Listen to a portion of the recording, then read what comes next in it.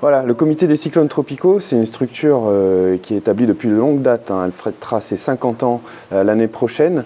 Ça matérialise, ça symbolise la coopération interrégionale dans la zone pour faire face aux dangers que représentent les cyclones. L'objectif, c'est d'améliorer la prévision des cyclones dans la zone. Alors, pour cela, donc, c'est important que les différents acteurs des services météorologiques et que le centre responsable du suivi des cyclones dans la zone se parlent, échangent. Le premier point d'ordre du jour de cette semaine, ça a été de faire un point complet sur les impacts cycloniques qui ont été subis par les pays de la zone sur les 2 dernières saisons cycloniques. Et on sait que Madagascar et certains pays d'Afrique australe comme le Mozambique ou le Malawi ont été particulièrement éprouvés. Donc on a eu le retour de ces pays sur les impacts qu'ils ont subis dans leur contrée, et ils nous ont fait remonter sur quel point ils souhaitaient avoir des améliorations pour les prochaines gestions d'épisodes. Voilà. Ce sera lesquels par exemple ? Eh bien, dans tous ces pays qui ont été sévèrement impactés, on a souligné les difficultés de communication parfois pour faire en sorte que les gens déjà disposent de l'information et ensuite adoptent les bons comportements face aux dangers qui arrivent. Et on a vu par exemple au Malawi, d'après les retours de notre collègue du Malawi, que les gens ont malheureusement pris conscience suite à l'événement que les dangers ne venaient pas forcément des plaines qui avaient l'habitude d'être inondées en temps de pluie ou de forte pluie, mais que ces dangers pouvaient aussi se produire dans les montagnes avec les glissements de terrain qui ont été la source principale de la mortalité lors de l'épisode Freddy. Donc les gens se sont sentis plus en sécurité en montagne, et ceux qui habitaient dans ces régions se sont pas sentis en danger lorsque les prévisions annonçaient l'arrivée du mauvais temps, et les gens ont été pris par surprise par les coulées de boue et les glissements de terrain. Donc ils ont pris conscience que les inondations, que les pluies ne causaient pas seulement des problèmes en plaine, mais également sur les terrains montagneux. Pourquoi ça se fait ici ? Alors, ce comité, en fait, il se réunit tous les 2 ans, et c'est sur une localisation qui varie, qui évolue, qui est tournante, en fonction des propositions des uns et des autres.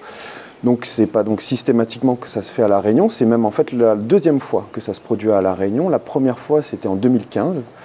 Donc là, on a le plaisir de les accueillir chez nous, au Centre météorologique régional spécialisé cyclone.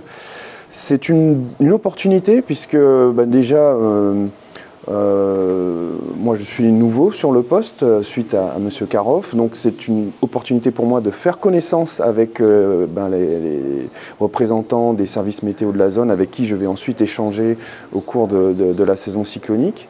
On a aussi une nouvelle directrice au sein de Météo France, la direction interrégionale Océan Indien de Météo France. Donc voilà, une superbe opportunité de faire connaissance avec les acteurs de la zone. Et puis, ça a été aussi une opportunité de célébrer avec eux les 30 ans de notre rôle de CMRS. C'était le 1er juillet 2023 cette année.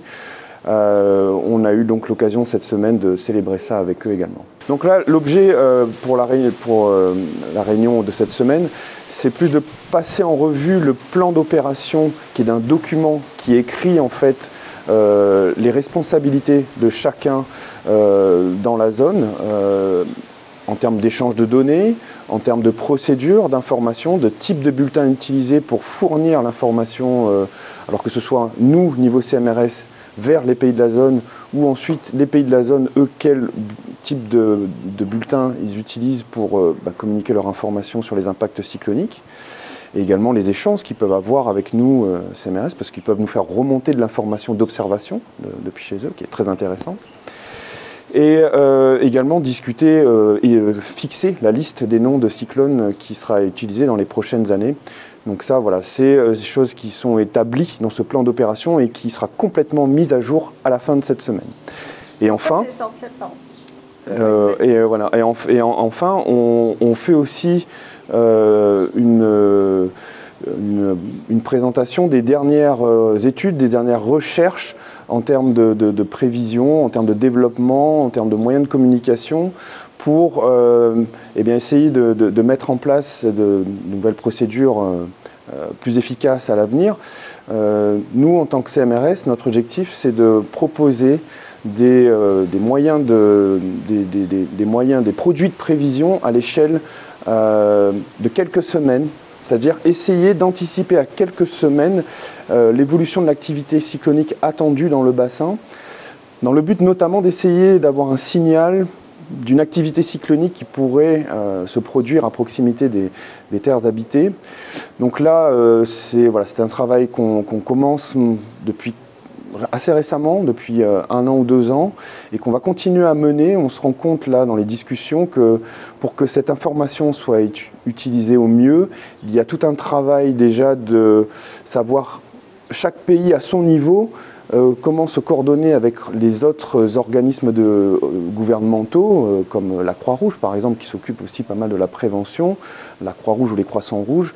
Eh bien, comment on peut interagir au niveau national pour exploiter cette information et apporter aux populations une meilleure prévention en matière de cyclone.